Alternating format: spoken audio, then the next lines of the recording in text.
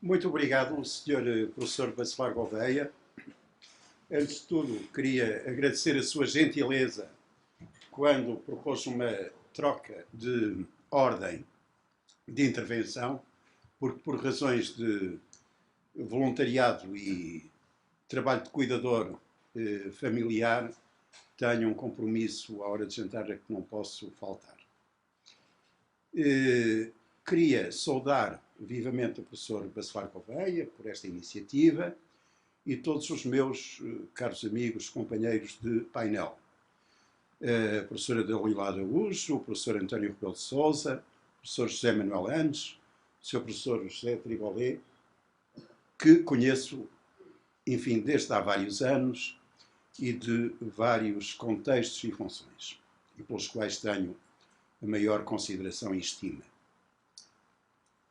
Eu vou fazer uma intervenção sobre a guerra na Ucrânia num tom mais alargado que procura questionar o significado da paz e da guerra em relação a este conflito.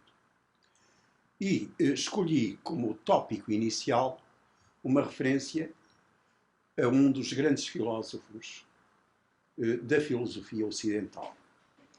A expressão filosofia ocidental não tem nenhuma conotação negativa, porque o insuspeito Bertrand Russell, por exemplo, escreveu um tratado sobre filosofia ocidental.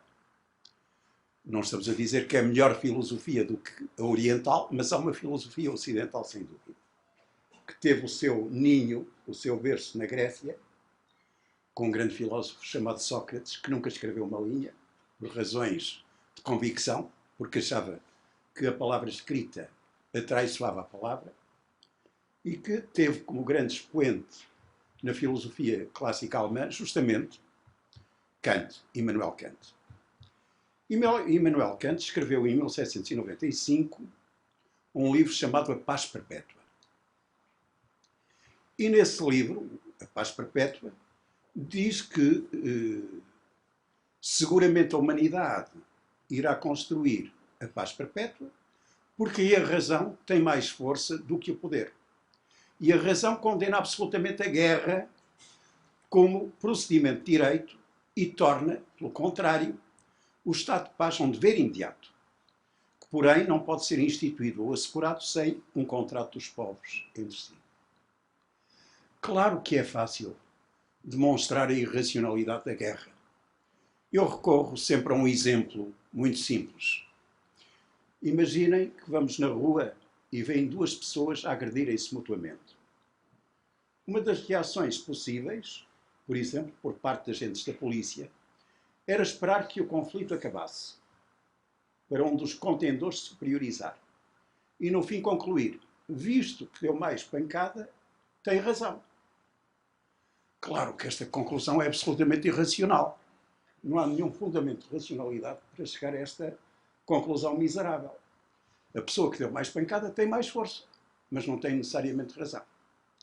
Por isso é irracional, na realidade, recorrer à violência e recorrer à guerra. E Kant tem razão.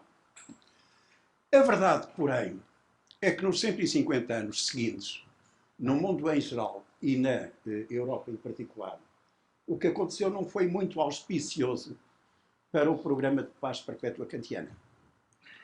Houve inúmeras guerras, incluindo duas guerras devastadoras na Europa. A chamada Guerra Suja, com as trincheiras, com o início da aviação, com os gases, de 1914 a 1918, e a execrável Segunda Guerra Mundial, com uma tentação vertiginosa para coisas nunca antes vistas, porque se tratou de desconsiderar seres humanos como tais. Portanto, repito, esses 150 anos não foram muito auspiciosos, mas a verdade é que a Segunda Guerra acabou com algumas novidades. Uma das novidades mais importantes foi a criação de tribunais internacionais para julgar crimes de guerra. Os tribunais de Nuremberg e Tóquio.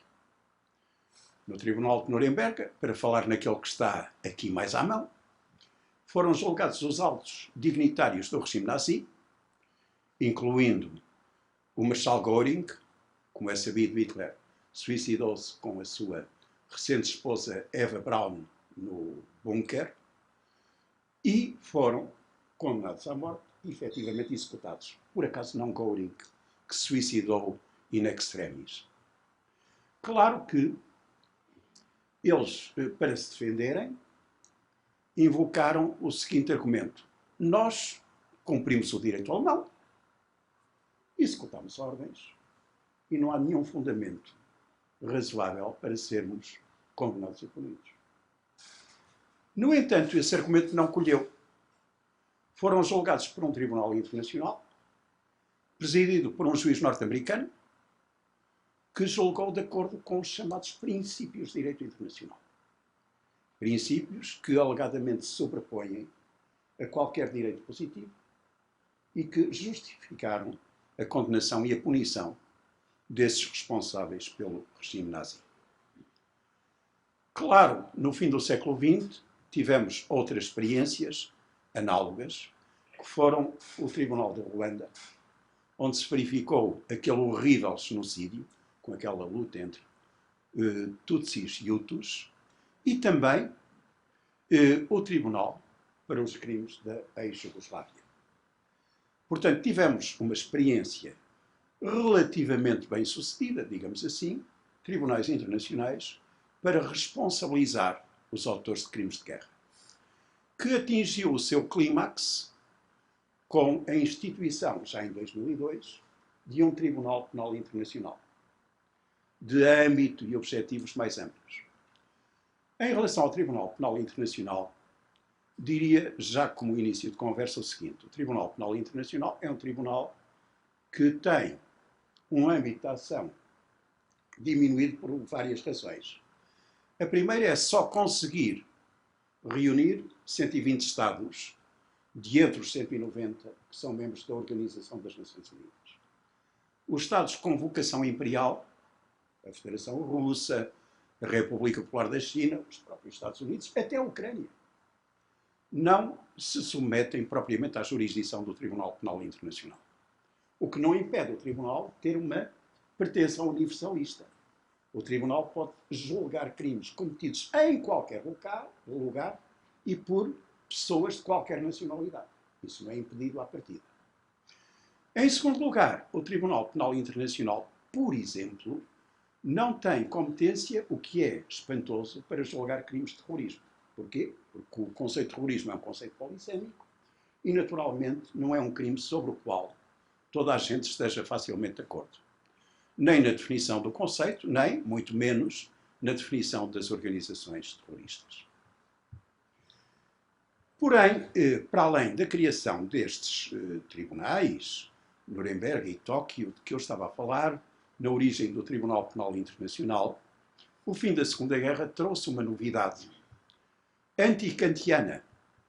E essa novidade antikantiana foi a descoberta do meio da humanidade se destruir a si própria. Primeiro, com a bomba atómica. Aqui espero não ter água, está ali o professor Tribolé que me corrigirá, de certeza, se me ter, mas a bomba atómica assente no princípio da fissão nuclear e depois as bombas de hidrogênio assentes no princípio da fusão nuclear. Bom, eu não percebo muito o assunto, obviamente, mas sei que o efeito das bombas atómicas foi devastador, em Hiroshima e Nagasaki, mas é algo de caricatural se comparado com o efeito previsível das bombas de hidrogênio. E sei também, todos sabemos, claro que a estimativa exata depende da avaliação, mas sabemos que quer a Federação Russa, quer os Estados Unidos, por maioria de razão, e até a China, têm poder nuclear para destruir várias vezes a vida no planeta. Portanto, temos uma situação nova em relação à paz perpétua kantiana, que é a destruição perpétua. A destruição perpétua foi, na realidade, descoberta mais ou menos no tempo em que acabou a Segunda Guerra Mundial e na sequência do conhecido projeto Manhattan, que tem na sua origem uma tentação compreensível que era a de, por todos os meios, pôr fim àquela vertigem nazi, que não podia ter vencido a guerra. Bom, o segundo tópico que eu queria aqui chamar à colação é um texto de Radbruch chamado 5 Minutos de Filosofia de Direito.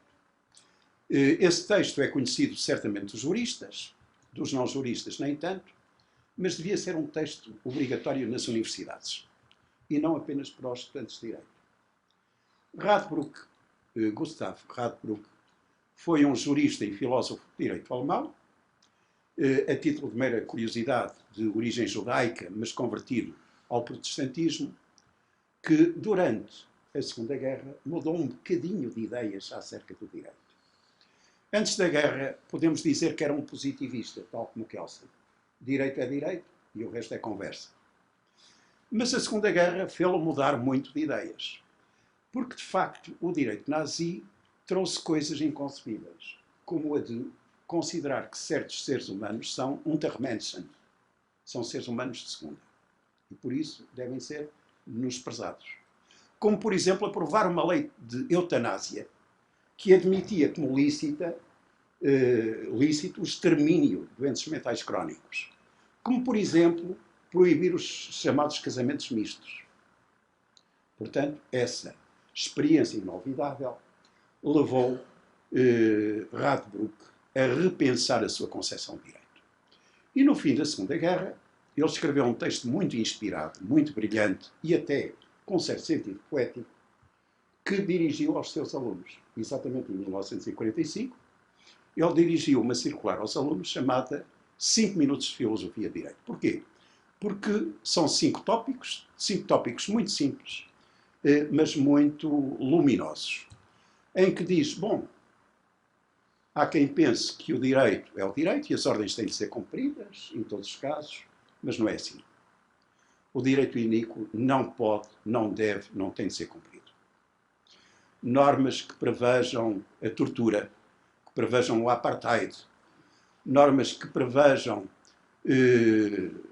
o poder de eliminar os opositores ou os doentes mentais, não são direito. Para além de serem normas imorais, não são direito. E, portanto, não devem ser cumpridas, deve ser recusado o cumprimento dessas normas. É evidente que quando dizemos isto, por exemplo, a pessoas que estão sujeitas a uma hierarquia rígida, forças armadas, forças de segurança, podem encarar isto com algum ceticismo. Ordens são ordens, leis são leis. Bom, é verdade, e Radbruch reconhece isso, que a própria segurança tem um valor intrínseco, a par da justiça e a par do bem comum. Mas ordens completamente iníquas, a um grau como aquele que eu exemplifiquei, não devem ser cumpridas. E, por exemplo, a nossa ordem jurídica é clara nesse aspecto. A Constituição diz que cessa o dever de obediência hierárquica quando conduz à prática de crimes, e outro tanto diz o nosso Código Penal. É evidente que diz quem pode e diz quem não é preciso que diga. Porque nas ditaduras estas normas não existem. Só existem em democracia, e em democracia seriam praticamente escusadas. Mas é assim que, na realidade, isto funciona. Bom, em relação a Radbruch, ele invoca também, para afirmar o seu entendimento, as grandes declarações dos finais do século XVIII. E eu queria aqui celebrar essas grandes declarações, que estão no berço do reconhecimento dos tais direitos imorredouros. A Declaração de Independência dos Estados Unidos e a Declaração dos Direitos do Homem e do Cidadão. A Declaração dos Direitos de Independência dos Estados Unidos de 1776 e a Declaração dos Direitos do Homem e do Cidadão de 1789. É irresistível citá-las. A Declaração de Independência dos Estados Unidos diz: consideramos estas verdades como evidentes por si mesmas, que todos os homens são criados iguais, dotados pelo Criador de certos direitos inalienáveis, que entre estes estão a vida, a liberdade e a procura da felicidade. E a Declaração dos Direitos do Homem e do Cidadão, de 1789, numa linha idêntica, diz que os homens nascem e são livres e iguais em direitos. As distinções sociais só podem fundar-se na utilidade comum. O fim de toda a associação política é a conservação dos direitos naturais e imprescritíveis do homem. Esses direitos são a liberdade, a propriedade, a segurança e a resistência à opressão. Justamente a Constituição Portuguesa de 1822, a nossa primeira Constituição, logo no artigo 1º, proclama estes direitos. À exceção do direito de resistência à opressão, não por acaso, porque a Revolução Francesa foi bastante mais sangrenta do que a Revolução Portuguesa, que manteve a forma de regime monárquico. Bom, e daqui vou dar um grande salto para a Carta das Nações Unidas. É evidente que quando nós falamos em guerra, quando falamos na necessidade de procurar a paz, temos de falar obrigatoriamente nas Nações Unidas. A humanidade sempre teve a tentação de procurar a paz, criando organizações associativas entre Estados. Houve a Sociedade das Nações, que ruiu clamorosamente por não ter evitado a Primeira Guerra Mundial, perdão, a Segunda Guerra Mundial, e houve, depois, hoje, a Organização das Nações Unidas. A Organização das Nações Unidas foi claramente criada para conseguir a paz. Logo no artigo 1º, não podia ser antes, diz-se que o objetivo, um dos objetivos, o primeiro a ser enunciado das Nações Unidas, é manter a paz e a segurança internacionais. E para esse fim tomar medidas coletivas eficazes para prevenir e afastar ameaças à paz e reprimir os atos de agressão. Portanto, a finalidade das Nações Unidas, a primeira finalidade das Nações Unidas, é manter a paz. E, logo a seguir, no artigo 2º, estabelece como dever dos Estados-membros resolver as suas controvérsias internacionais por meios pacíficos. Portanto, a organização não podia ser mais clara. E a organização tem, de resto, uma alta instância, que é o Tribunal Internacional de Justiça, em que se confrontam como partes os Estados, que dirime os conflitos entre eles, procurando, também por essa via, dar uma resolução pacífica aos conflitos. Pergunta ingênua, porquê é que a Organização das Nações Unidas não consegue nenhum resultado palpável? Bem, por uma razão muito simples, é porque a Organização das Nações Unidas não tem aqueles dois instrumentos de que falava outro grande jurista alemão chamado Jhering, para se fazer justiça. É, numa das mãos a balança e na outra a espada. Na realidade da justiça internacional, diz-se muitas vezes que é só a justiça dos fortes. Porque quando há uma superpotência que comete crimes de guerra, por exemplo, agora a Federação Russa, qual é o poder que a pode submeter à aplicação de sanções? Eis o problema. Não é fácil, perante uma potência imperial, a Federação Russa, como a China, como os Estados Unidos, aplicar coercitivamente sanções. E a Organização das Nações Unidas, na realidade, não tem maneira de o fazer. Como todos sabemos, o órgão deliberativo da organização que pode aplicar sanções é o Conselho de Segurança.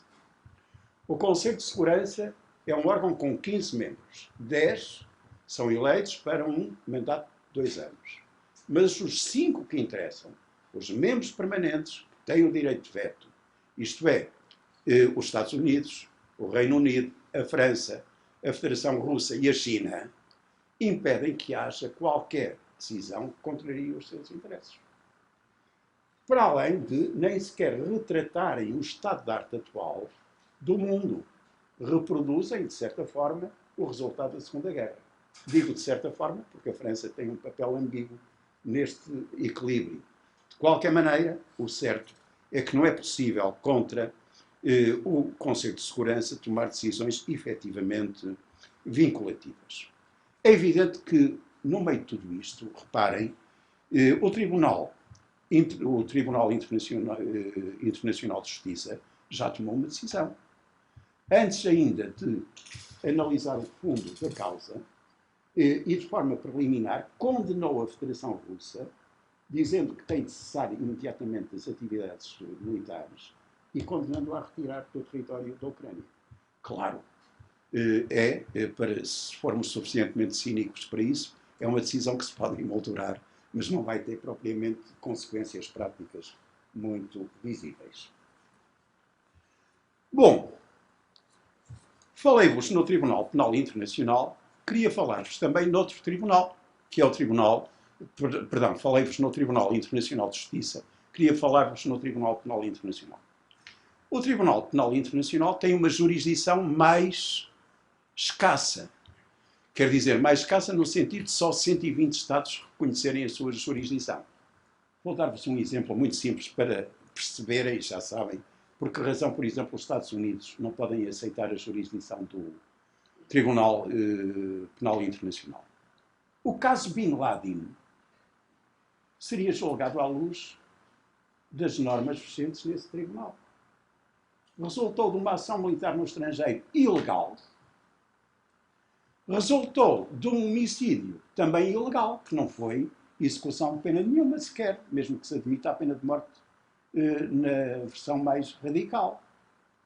Curioso é que em relação a Bin Laden, se pensarem bem, não se ouviu protesto nenhum. Nem em Portugal, nem nos Estados Unidos. O que não deixa de ser irónico. Uma cedência à realpolitik bastante sensata. Todos nós pensamos mais ou menos, bem, nós no lugar do Presidente Obama, que remédio, teríamos decidido da mesma maneira, porque se Bin Laden fosse transportado para os Estados Unidos, ia passear para a Quinta Avenida, porque a detenção dele foi ilegal. E, portanto, com a aplicação dos Miranda Warnings, do caso Miranda contra Arizona, era colocado imediatamente em liberdade. Se fosse para Guantánamo, bom, o panorama não era brilhante em termos de direitos humanos. Ia para a tal terra de ninguém, onde não há garantias de defesa. E serviria de motivo de queixa, coação e de novos atentados à organização. Portanto, os Estados Unidos viram-se obrigados a tomar uma decisão contra o direito. Ora, se reconhecessem a jurisdição do Tribunal Penal Internacional, e eu estou a dar um caso expressivo, teriam algum amargo de boca por causa do que fizeram no caso de Bin Laden. E, portanto, está a dar os primeiros passos esse tribunal. Uma referência agora à situação em Portugal.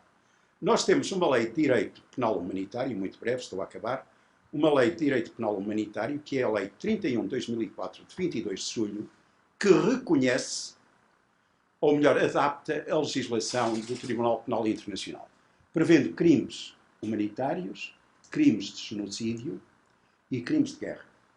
No que diz respeito aos crimes de guerra, e pelo que temos ouvido em relação à Ucrânia, estão em jogo, segundo a nossa própria legislação, essencialmente 3 crimes. Crimes de guerra contra civis, que são puníveis com pena de prisão de 12 a 25 anos. A própria invasão, com violação grosseira da Carta das Nações Unidas, é prevista como crime punível com pena de prisão de 10 a 25 anos. E também o recrutamento de mercenários, que é punível com pena de prisão de 1 a 5 anos.